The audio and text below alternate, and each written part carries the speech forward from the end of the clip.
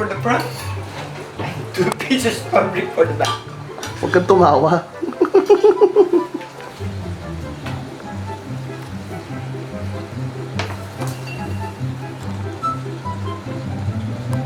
Okay, 17 by 17, huh?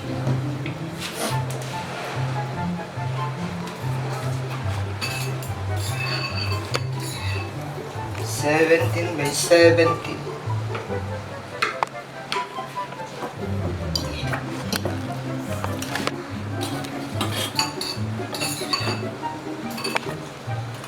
You need the ruler, huh?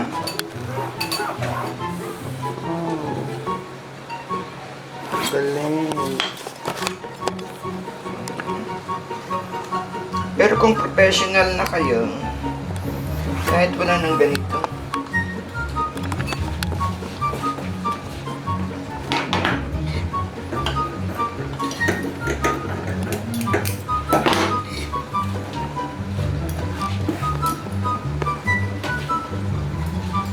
ipin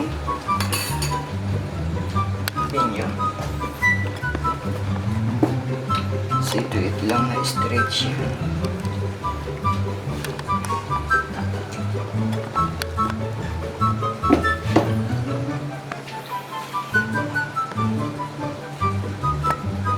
Okay. Okay. Then this one, 2 pieces. Hold.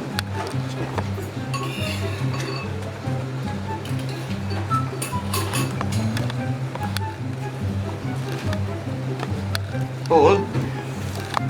One more.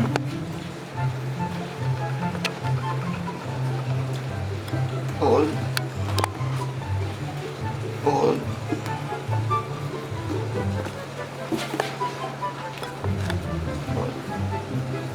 Then, try to sew here to make it clean. Straight. I will show you after. The final setting is like this.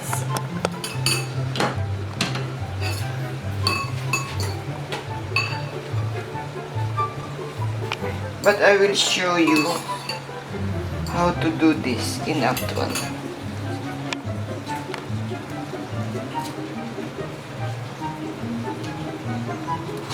Then measure again, huh? 17 by 17.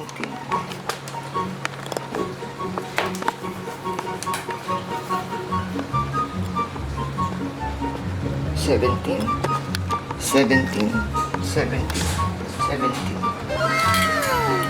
Okay.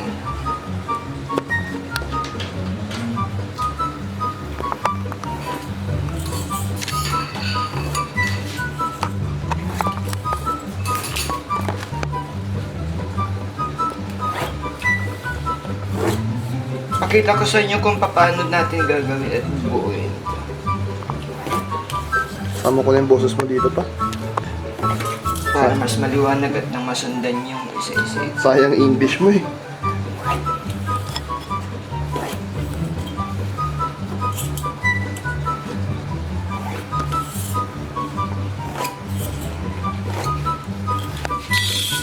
Okay. Okay.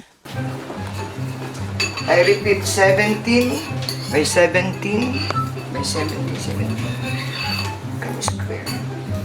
Then, on the corner, you need to have a little shape. Since this is true pillow.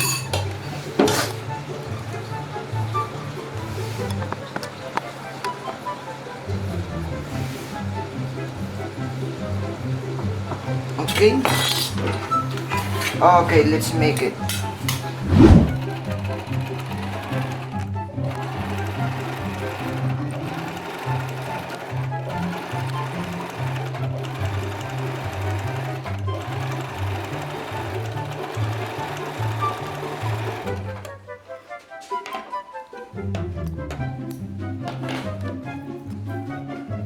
Both sides, huh?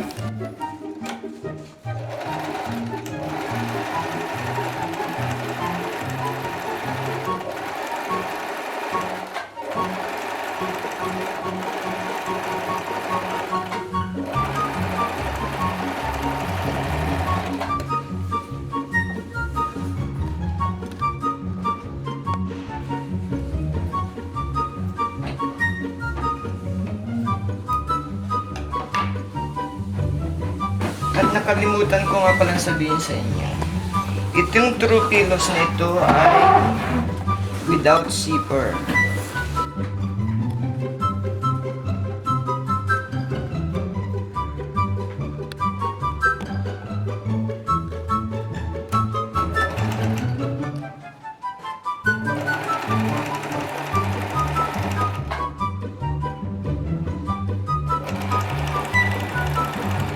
Gagawin natin ang cover lang nito ay overlapping.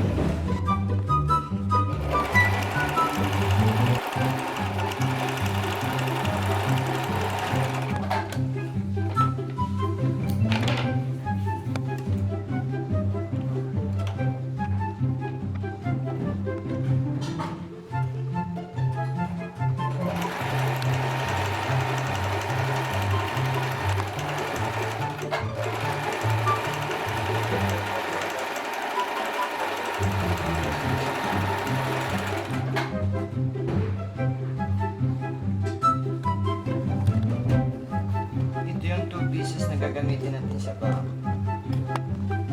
This is another piece.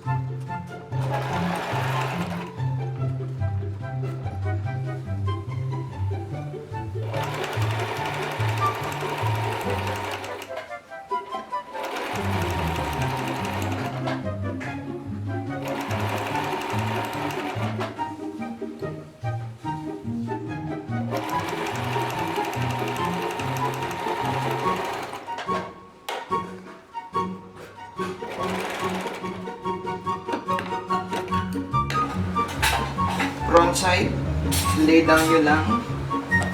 Then, back part.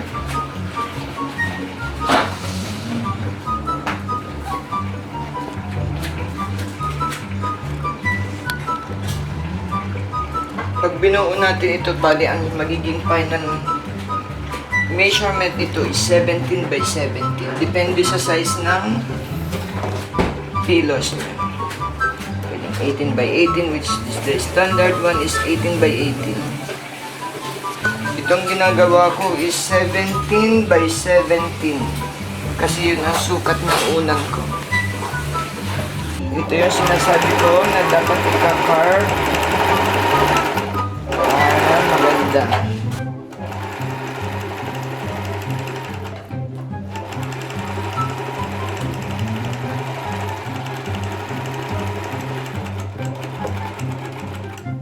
Yung edging machine, trim nyo lang.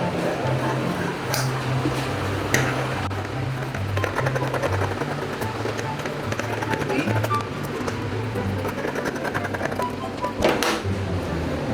Then, presto. Ito na ang ating True Pillows.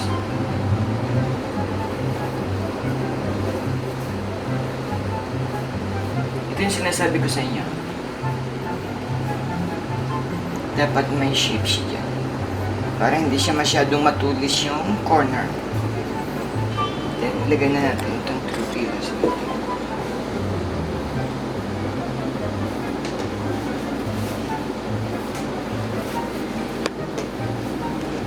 Siguraduhin lang natin. Maayos.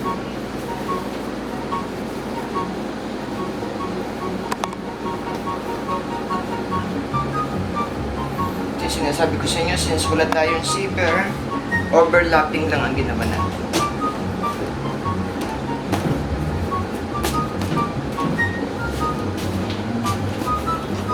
Gumawa ako ng 8 peraso. Tingnan nyo.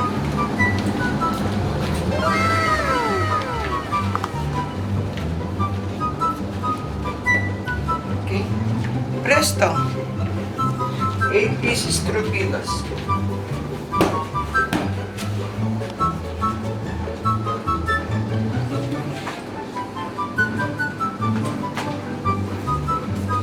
Wala ka mo nakasabihin? Huwag na yung mukha ko. Wala ka sasabihin? That's it for this vlog. Ay, sunod mo lang yan.